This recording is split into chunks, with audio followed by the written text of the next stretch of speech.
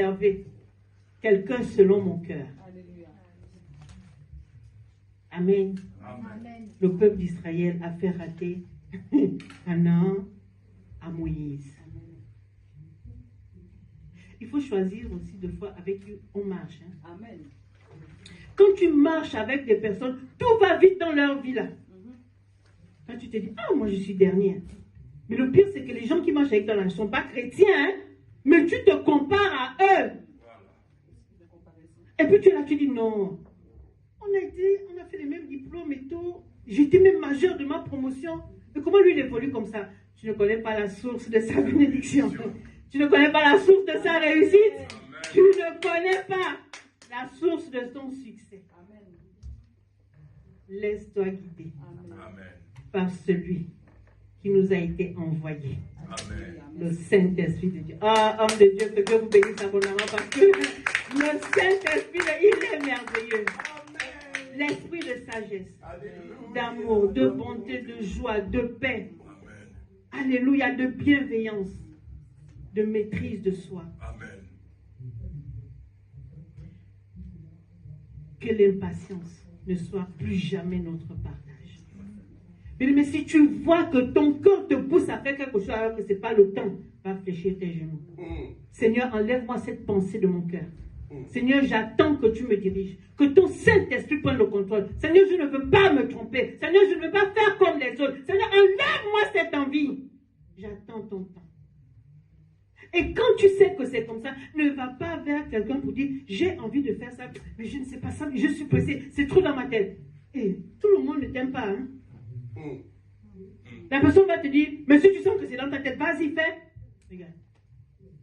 Et pourquoi on laisse Dieu? Pourquoi on laisse Dieu? Pourquoi on ne se pose, on ne cherche pas Dieu? Pourquoi on ne fléchit pas nos genoux? Pourquoi on n'attend pas la direction de Dieu? Pourquoi nous sommes toujours pressés? Pourquoi? Et il y a des questions que tu te poses. Dieu ne te donne pas la réponse parce qu'on est incrédule. Dieu te dit, tu n'attends pas mon temps. Quelle réponse tu veux que je te donne? Tu connais déjà la réponse. Tu es enfant de Dieu, ça veut dire que tu ne dépends plus de toi, même pas de ton mari, même pas de ta femme, même pas du monde. Tu dois respecter ton mari, tu dois respecter ta femme, mais tu dépends de l'Éternel des armées. Amen. Alléluia. Amen. Tu dépends de l'Éternel des armées. Amen. L'impatience te pousse à la rébellion, te pousse à l'adultère, on a vu ça au début, te pousse à la jalousie, te pousse à la haine. Rachel était jalouse de sa sœur parce qu'elle faisait des enfants. Elle a activé la colère de Jacob. Elle l'a poussé à l'adultère. Pourquoi, bien-aimé? Et c'est comme ça que nous sommes adultères aussi avec Dieu. Parce que Dieu tarde, tu vas chercher d'autres dieux. Tu marches selon eux. Tu quittes ce paradis pour ce monde de misère à cause de ton impatience. On va te dire, amène le mouton, amène la poule blanche. Dieu te dit seulement, mon enfant, obéis et sois patient. Et tout ce que tu m'as demandé va se réaliser. Est-ce qu'on peut acclamer Jésus-Christ de Nazareth?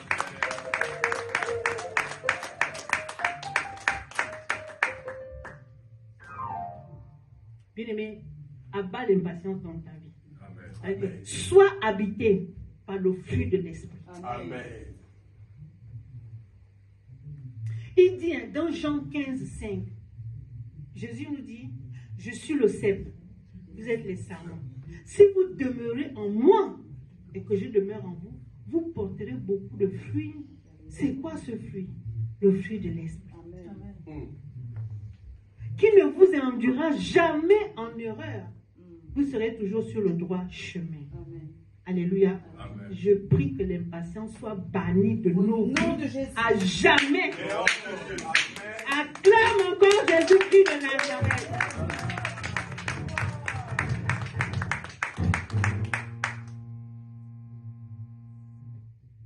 Ma prière, mon souhait, c'est que ce message nous impacte. Amen. Que ce message nous conscientise.